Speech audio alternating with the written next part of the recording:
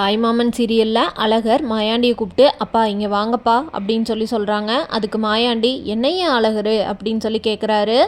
இல்லைப்பா, இவங்க நம்மளை ஏதோ குடும்பத்தோடு சேர்ந்து பிளான் பண்ணுறாங்கப்பா.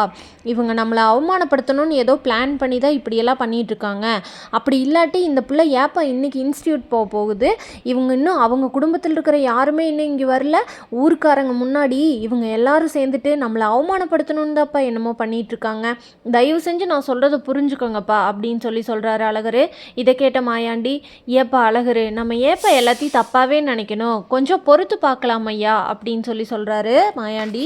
இதெல்லாத்தையும் கேட்டுட்டு இருந்த தெய்வான மாயாண்டி கிட்ட, அண்ணன் கொஞ்சம் யோசிச்சு பாருங்க, அழகர் தம்பி சொல்கிற மாதிரி இவங்க ஏதோ குடும்பத்தோடு சேர்ந்து பிளான் பண்ணுற மாதிரி தான் இருக்குது, நம்மளை அவமானப்படுத்தணும்னு நினைக்கிறாங்களோ அப்படின்னு தான் எனக்கும் தோணுது.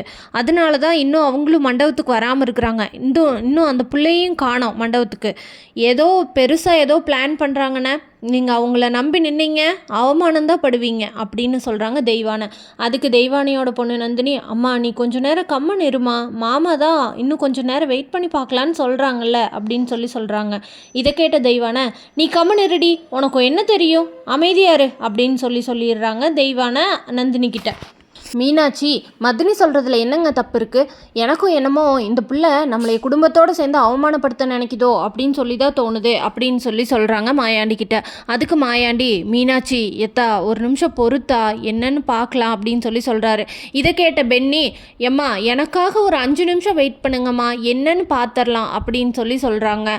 உடனே செம்பிளி இங்கிருந்து அந்த பிள்ளைய தேடி இன்ஸ்டியூட்டுக்கு போகிறா. அப்படி அங்கே போய் பார்த்தா இன்ஸ்டியூட்டில் எந்த ஒரு ஸ்பெஷல் கிளாஸுமே இல்லை அப்படின்னு சொல்லிடுறாங்க. அதை அங்கிருந்து செம்பிளி பென்னிக்கு ஃபோன் பண்ணி சொல்கிறாரு. சொன்ன உடனே பென்னியும் ரொம்ப அதிர்ச்சி ஆயிடுறாரு. என்னது, இன்ஸ்டியூட்டில் ஸ்பெஷல் கிளாஸே இல்லையா? அப்போ இந்த பிள்ளை உண்மையாலுமே குடும்பத்தோடு சேர்ந்து நம்மளை அவமானப்படுத்தணுன்னு தான் ஏதோ நினச்சி பண்ணிகிட்ருக்கோ அப்படின்னு யோசிக்கிறாங்க. இருந்தாலும் பென்னி ஒரு நிமிஷம் அமைதியாக இருங்க, என்ன இருந்தாலும் ஒரு 5 நிமிஷம் பொறுங்கம்மா, என்னன்னு பார்த்துடலாம் அப்படின்னு சொல்கிறாரு பென்னி. பூங்குடியும் காணோம், அவங்க குடும்பத்தில் இருக்கவங்களையும் காணோன்னு பதட்டப்பட்டு எல்லாரும் பேசிகிட்டு இருக்க நேரத்தில் மஞ்சமலையோட குடும்பத்தில் இருக்கிறவங்களும் காரில் வந்து மண்டபத்து முன்னாடி இறங்குறாங்க. அதை பார்த்த பென்னி, இங்கே பாருங்க, இதோ மஞ்சமலை வந்தாச்சே, யாரும் பதட்டப்படாதீங்க அத்தா, அதான் வந்துட்டாங்கல்ல, என்னன்னு பார்க்கலாம் அப்படின்னு சொல்கிறாரு பென்னி. உள்ளே வந்தோடனே ரொம்ப பாசமாக வரவேற்கிறாங்க மாயாண்டி குடும்பத்தினர் மஞ்சமலை குடும்பத்தில் பேச்சுக்கிட்ட மீனாட்சி, எத்தா பேச்சு இன்னும் பூங்குடி வரலையே அப்படின்னு கேட்குறாங்க. அதுக்கு பேச்சு, இன்னும் பூங்குடி வரலையா மதனி அப்படின்னு கேட்குறாங்க. ஆமாம்மா, என்னன்னு தெரியலையே, ஸ்பெஷல் கிளாஸ் இருக்குதுன்னு சொன்னால் இன்னும் காணோம் அப்படின்னு சொல்கிறாங்க. அதுக்கு உடனே சொடலை, நாங்கள் இப்போ தான் பூங்குடி கிட்ட பேசினோம், பூங்குடி நீங்கள் போங்க மாமா, நாங்கள் வந்துக்கிட்டே இருக்கோம் அப்படின்னு சொல்கிறாங்க. அதை கேட்ட மாயாண்டி குடும்பத்தார், இப்போதான் நாங்களும் பேசினோமே, ஃபோன் சுவிட்ச் ஆஃப்னு வருது, நீங்கள் எப்படி பேசுனீங்க அப்படின்னு கேட்குறாங்க. அதுக்கு சொடலை, நாங்கள் ஃபோன் பண்ணோமா, நாங்கள் கிளம்பிட்டோம் அத்தா, நீ எங்கே இருக்க அப்படின்னு கேட்டோமா, நானும் கிளம்பிட்டேன் மாமா, இதோ வந்துக்கிட்டே இருக்கேன், நீங்கள் முன்னாடி போங்க, நான் வந்துடுவேன் நீங்கள் வரக்குள்ள அப்படின்னு பூங்குடி சொல்லுச்சு. அப்படின்னு பூங்குடி சொல்ல ஃபோன் கட் ஆயிடுச்சு. திருப்பி நானும் கூப்பிட்டு பார்க்கும்போது ஃபோன் சுவிட்ச் ஆஃப் ஆயிடுச்சு. அதனால ஃபோனில் இது சார்ஜ் இல்லையோ என்னவோ அப்படின்னு சொல்லிட்டு நாங்கள் கிளம்பி வந்துட்டோம் அப்படின்னு சொல்கிறாங்க சொடலை. சரி பூங்குடி வரட்டும், எல்லாரும் உள்ளே போங்க, போய் உட்காருங்க மச்சான் அப்படின்னு சொல்கிறாரு மாயாண்டி. எல்லாரும் உள்ளே போகிறாங்க. பேச்சு மதினி கூட சேர்ந்து விசேஷத்துக்கு தேவையான ஏற்பாடெல்லாம் செய்ய சாமி அப்படின்னு சொல்கிறாரு மாயாண்டி பேச்சுக்கிட்ட. சரிண்ணே அப்படின்னு சொல்லிட்டு பேச்சியும் மீனாட்சியும் போய் விசேஷத்துக்கு தேவையான வேலைகள் எல்லாம் செஞ்சிட்ருக்காங்க.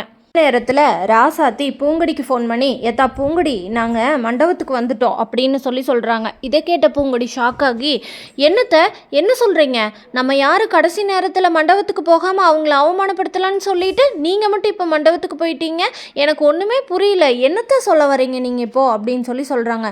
இல்லைத்தா, நாங்கள் இங்கே வந்து நீ வருவேன்னு அவங்களுக்கு நாங்கள் நம்பிக்கை கொடுத்துக்கிட்டே இருக்கிறோம், கடைசி நேரத்தில் நீ வராமல் இருந்தீங்கன்னா தான் அவங்களுக்கு நம்ம அனுபவித்த வலியும் வேதனையும் புரியும், அதனால தான் கடைசி நேரத்தில் உங்கள் அப்பா, நான், உங்கள் மாமன் சொடலை எல்லாரும் கிளம்பி இங்கே வந்துட்டோம் அத்தா அப்படின்னு சொல்கிறாங்க.